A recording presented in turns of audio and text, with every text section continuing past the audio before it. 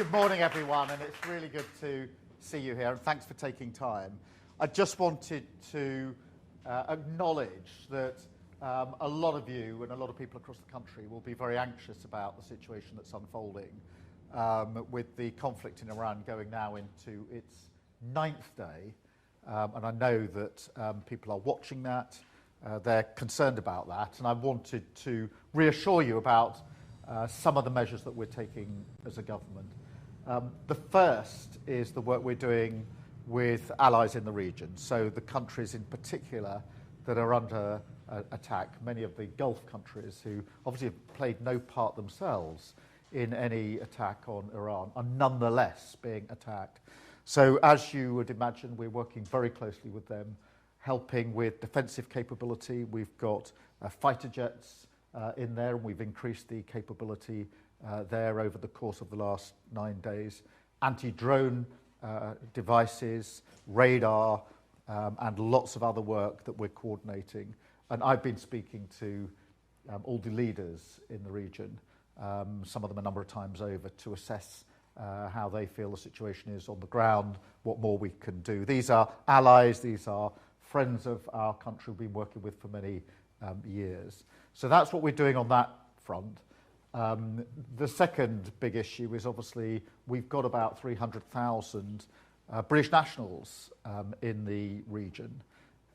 Some of them live there, have done for some time. Some of them are on holiday there. Some of them were just changing planes. And they're all very concerned about the situation they're in. And I know that friends and family in this country are very, very concerned because they want to know that their loved ones are safe. So we're working with commercial airlines, working with all the countries involved to make sure that, firstly, people register their presence. 300,000 are there in the region. 120-something thousand have registered their presence. That means we're in touch with them and we can help them, give them information and advice.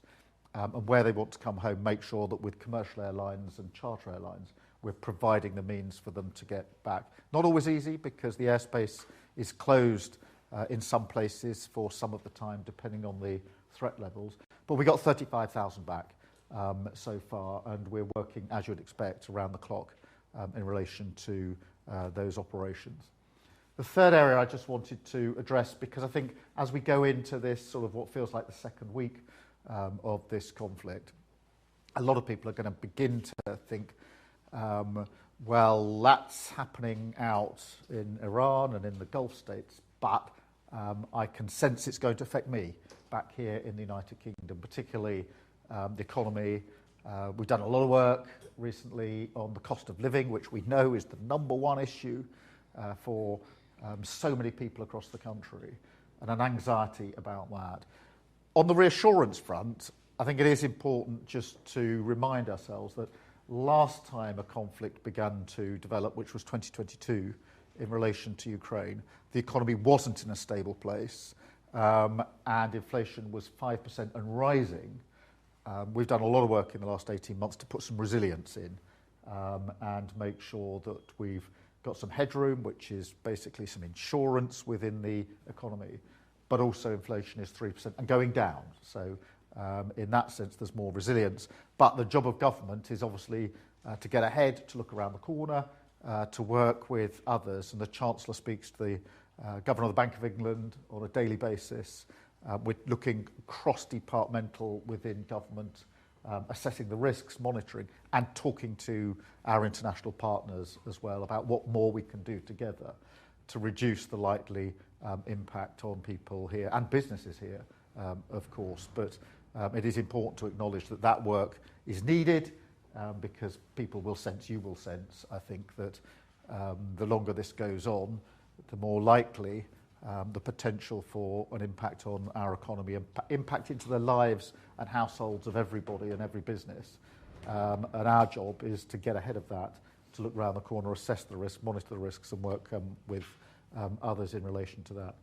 And then the final thing I just wanted to talk to you about, and we're going to have a Q&A in a minute so I can get the benefit of your views, which will be really helpful from my point of view, is this really sad feature in many ways of a conflict like this, which is some people will try to use it to divide communities in this country. and tear people apart. And we mustn't let that happen. I find one of the most powerful arguments that if you think of all the people who are stuck in the region, anxious about their own safety, wanting to get home, they come from all backgrounds. They come from all walks of life. And the last thing they want, or their families here want, is anybody trying to divide.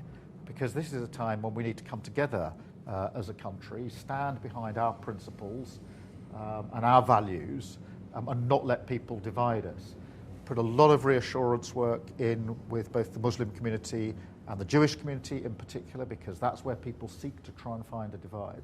But we're also setting out our social cohesion plan today, which is a broader piece of work about how we bring people together as a country, make sure that we build on what we all care about, which is very much pride in our communities, pride in who we are as a country, pride, of course, in the places that we all come from. Everybody's got a pride about where they come from. And that real sense of making sure that we do integrate and we're one country standing together, particularly at a time like this, and that we bear down on extremism and division, because it's very important all the time to do that. It's particularly important at the moment.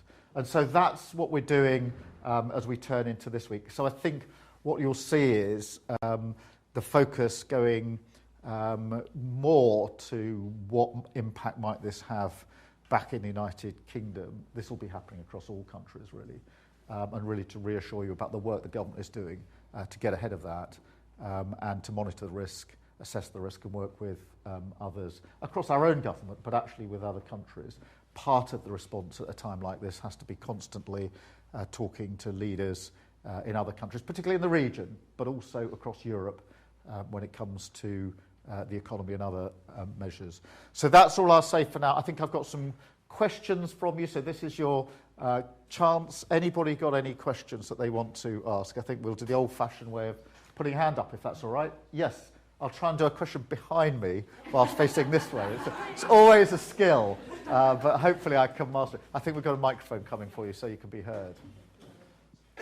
Is that okay? Yeah, we can hear you. Good morning. My question is, what are you doing to bring communities together in this world that is so divided, and what is in place? Yeah, this is really important. I mean, it is a really sad feature, isn't it, of a time like this, that some people will try and use it as an opportunity to divide.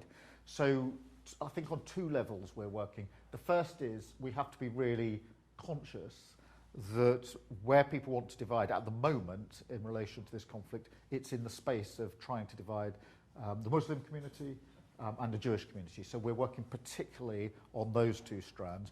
There is a sort of broader cohesion plan that we've been working on for some time, which is not just a reaction to this conflict, obviously, is much broader, which is how do we bring the country together? One of my biggest concerns at the moment is that there's too many people in politics who want to set up grievances between different groups of people, to point fingers and divide and say that we can't be one country, we can't be one set of communities. I totally disagree with that.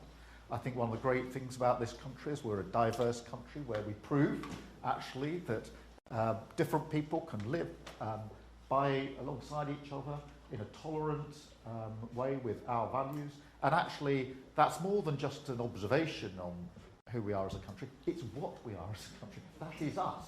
And we should hold that close. We should be proud of it. And so the cohesion plan is intended to make sure that everything is being put in place to support the work we're doing there. Let us go to another question. Yes, please. So you plan to have a ban on social media for under 16-year-olds. Obviously, a lot of young people use social media and view it as an asset. How do you plan to actually consult young people more into policy making if this is a huge disagreement between you and young people? Well, look, thank you for raising that. I see you've got My Life, My Say on, which is a great organisation that we've worked with for a long time. We're consulting on it, so no decisions have been made yet, and I want the voice of young people in that consultation. I'm very, very interested to hear. How is that practically being happened, though? Well, the consultation is just starting its course, so there are lots of ways you can get involved in that. I'll make sure my team give you all the details. But also, we need to set up discussion points. Maybe with My Life, My Say might be one way of doing it. It shouldn't be the only way of doing it. So we'll make sure that young people have their say. They must have their say in this, because there are different views here, and that's the whole point of the consultation. So thank you for raising that. Let me go across to this side of the room. What are we doing about the housing crisis? What is being done about the housing crisis? There are 400,000 people homeless here in England alone. So. Yeah, well, there are two separate strands here. One is homelessness, where we've put in a huge amount of investment to deal with homelessness, to get people into shelter, but also more than just into shelter, because for many people who've got homelessness issues, it's about the support that needs to go in as well, in terms of maybe health issues, work issues, etc. So there's the roof over the head element to it. That is vital, but on its own it's not enough.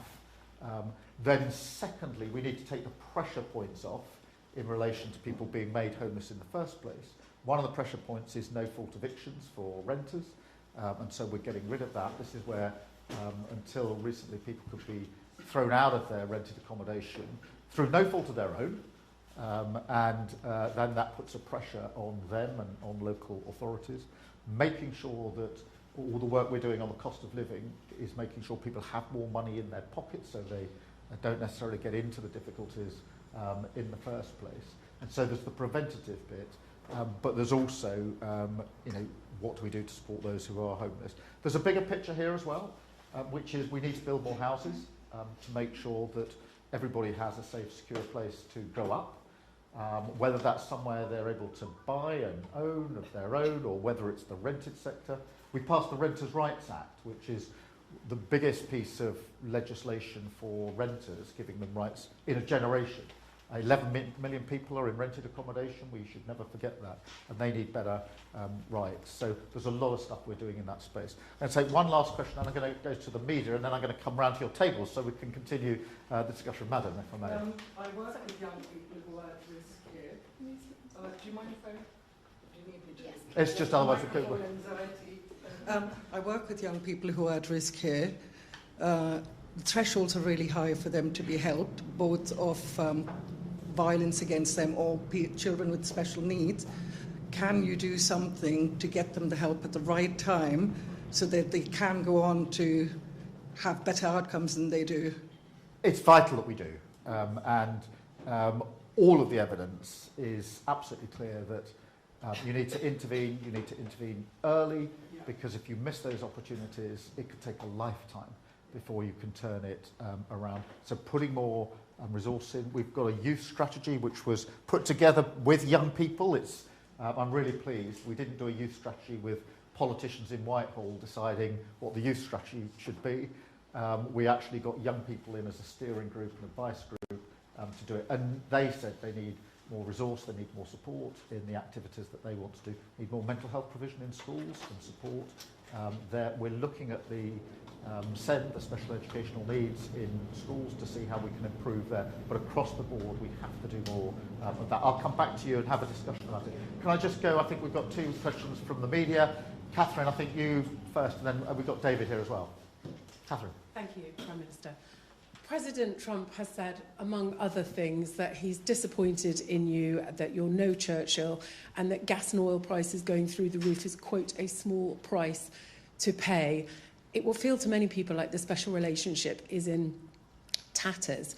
Were you able to begin to mend it in your phone call yesterday? And also, can you just reassure people that the government will have their backs on energy? Thank you. Thank you, Catherine. Let me address a number of points there. The first is it's really important to emphasise that the US and the UK are working together every single day, as they always have. Obviously, in relation to Iran, the US are now using UK air bases under the agreement that we've reached. But more generally than that, intelligence is being shared every day. In the region, we have our military personnel and US military personnel co-located in the same places, in the same bases. And both the US and the UK are working together, protecting those bases. So in terms of the relationship, the work that we necessarily have to do together is going on as you'd expect. I had a telephone call with President Trump yesterday talking about the conflict in Iran and the region and what we were doing together, and that was important in terms of the ongoing discussion. But the discussion with our US counterparts is happening at all levels, all of the time, every single day. That's the nature of the relationship. What I would say is this, is that decisions about what's in Britain's best interests are decisions for the Prime Minister of Britain. And that's how I've approached all of the questions and all the decisions that I've had to make. It is really important, that's a fundamental principle, that it is the UK Prime Minister, who everybody expects, the people of the United Kingdom would expect, that the UK Prime Minister would make the decisions using our values, our principles, in the best interests of our country. And it's really important that we are very, very clear about that principle. We're obviously working more generally with leaders and allies across the region, both in relation to the defensive work that needs to go in and in relation to the work to get people out of the region, and very many British nationals are there. So thank you for that. David, can I come to you? Thanks very much, Prime Minister. Yeah, just want to ask about, you've come here today to acknowledge the cost of living pressures that this situation in Iran could present for people here in this room and across the country. That they're going to be worried about their pockets and the effect on the money in their pockets. What practical steps might we actually see from the government to help people across the country? Are we going to see something similar to the state intervention that came in after the price spikes caused by the Ukraine war, for example? And I just want to ask one other thing about Donald Trump as well. A year ago, roughly speaking, the US President had Volodymyr Zelensky in the White House, and there was that dust-up, which I think we all remember quite clearly. At the time, he suggested that Ukraine was gambling with World War III. Is the US President now gambling with World War III? Let me address both of those issues. Firstly, the cost of living, because I am acutely aware that across the country, the number one issue is still the cost of living. People being concerned about whether they've got enough money to pay the bills and the anxiety that it causes if you can't pay the bills. And when I was growing up, we didn't have a lot of money in my family. We had occasions where we literally sat around the kitchen table because we couldn't pay the bills. I know personally what that feels like, and therefore I know what people in this country are going through. That's why in the 18 months or so we've been in government, we've done so much on the cost of living, because where we can take the pressure out, whether that's improving wages in the first place, whether that's taking money off energy bills, which we've been able to do, freezing rail fares, prescription charges, free school meals, free childcare. All of these are intended measures to try and ease that pressure. I'm not going to pretend that that pressure's gone away or that any of these are silver bullets, but each of them plays a part in helping on the cost of living. So I do understand the anxiety now, 9 days into this conflict, where a number of people will be saying, well, now is the situation going to get worse, and how's it going to impact me and my family? At the moment, what we're doing is monitoring the risk, working with others to mitigate the risk. The Chancellor is talking to the Bank of England every day to make sure that we're ahead of that. I would just say on energy prices for households, the energy price cap is in place until June, and therefore we're not anticipating that is going to change, which will give a degree of reassurance. But of course, businesses and others will be concerned to watch carefully what's going on. Thank you very much on that. In relation to the conflict in Iran, look, it is important that we do everything we can to protect international allies in the region, particularly those who are neighbouring countries who've played no part in any of the offensive actions. So there are many in the region who are being subjected to strikes, missiles and drones, even though they played no part. And that is a threat to civilians, it's a threat to our civilians who are in the region, it's a threat to our personnel who are in the region, our military personnel, and of course to the people living there. And therefore it's right for us to be working with those countries to put in as much capability as we can to deal with those incoming missiles, deal with those incoming drones, and make sure we take down the threat assessment there. More generally, and in answer to your question, we do need to find a way to de-escalate the situation, and that's what a lot of our discussions are about. How do we find a way to de-escalate this situation and make sure it doesn't escalate even further than it already has? Thank you very much. I'm going to now sit down. I think this looks like the empty chair, so I'll come here first and then move around, and I'll come back to you.